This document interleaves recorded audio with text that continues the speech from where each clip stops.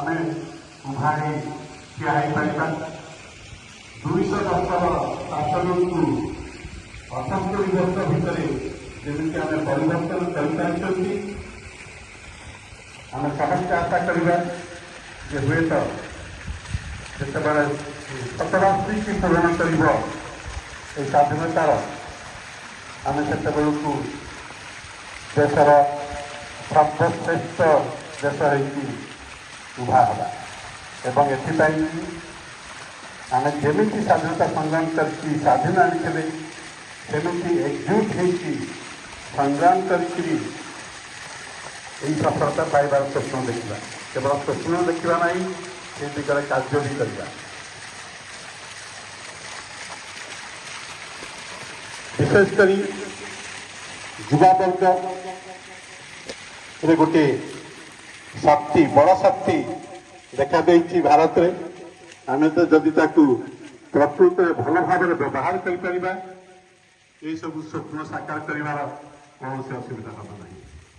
କିନ୍ତୁ ସେଥିରେ ବି କିଛି ଅସୁବିଧା ରହିଛି। ଆମର ସୋସିଆଲି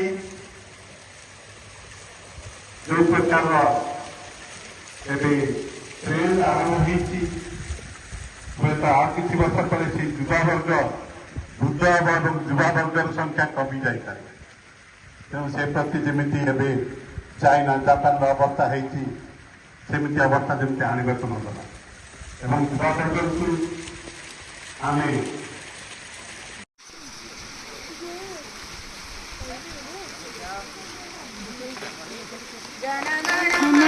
अधिनायक जय हे भारत भाग्य विधाता।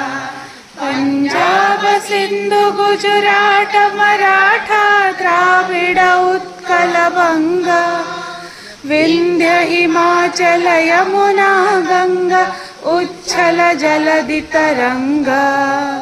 तब शुभ नामे जागे, तब शुभाशिष मागे, गाहे तब जय गाथा।